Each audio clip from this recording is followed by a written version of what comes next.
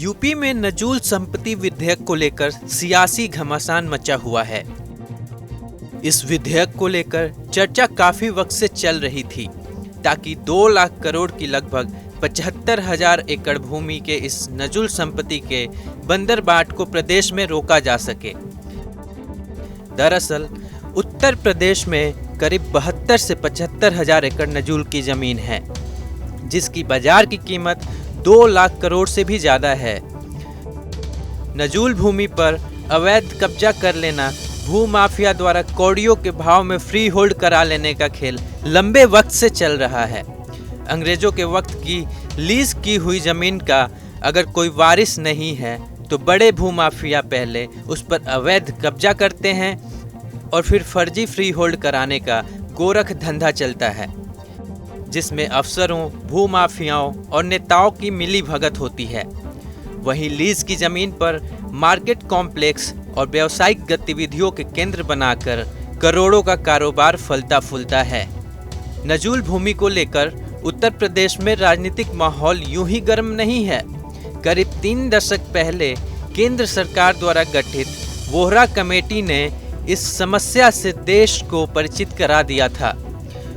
1993 में आई वोहरा कमेटी की रिपोर्ट राजनेता, अपराधी, भूमाफिया, नौकरशाह और न्यायपालिका से जुड़े लोगों के संगठित गिरोह पर चिंता व्यक्त करते हुए कहा कि बड़े शहरों में आय का मुख्य स्रोत अचल संपत्ति से संबंधित है।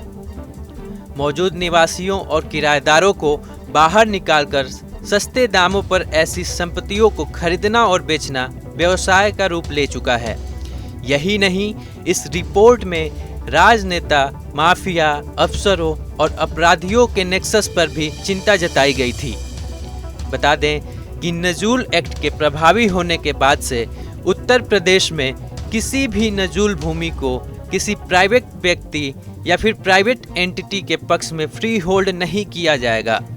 नजूल भूमि केवल पब्लिक एंटिटी, राज्य अथवा केंद्र सरकार के विभागों को ही ग्रांट किया जाएगा। कौन सा विकास कर रहे हैं? लोग सड़कों पे आ जाएंगे और जब उस समय अंग्रेजों के बंगले, अगर प्रयाग की ही बात की जाए तो सिविल लाइंस में भारतीयों को घर लेना निषिद्ध था, मना था। वहां सिर्फ अंग्रेज रह सकते थे। अपनी सेवा के लिए उन्होंने गाड़ीवान, कोचवान, बग्घी चलाने वाले, धोबी, माली, खानसामा, इन लोगों को वहां पे स्थापित किया, जो पुष्ट दर पुष्ट वहां पे चले आ रहे हैं। सागर पेशा एक बहुत बड़ा आंदोलन है प्रयागराज का। एक बहुत बड़ी संख्या में आप हजारों लाखों लोगों को बेघर कर देंगे। 3,200 प्रार्थना पत्र लंबित हैं। 2,300 लोग ऐसे हैं जिन्होंने अपनी किस्त जमा कर दी है। और हमारी जानकारी तो ये भी है कि हाईकोर्ट इलाहाबाद भी नजूल की भूमि पे है। कई सारे हमारी जानकारी, तो उसको भी खाली करा दिया जाएगा। Public service commission, public service कितनी ये गंभीर, कौन सा विकास इसमें करेंगे? लाखों लोग बेघर हो जाएंगे। और मैं नहीं समझ पा रहा हूं कि किस मजबूरी में, किसके कहने पर, किन अधिकारियों की फीडिंग पर ये ले आया गया है। ये कहीं से भी न जनहित में है, न विपक्ष के हित में है, न सत्ता पक्ष के हित में है। ये किसी के हित में नहीं है। आप सारे विधायकों की आप पीड़ा, उनका जो मर्म है उसको समझने का प्रयास करें।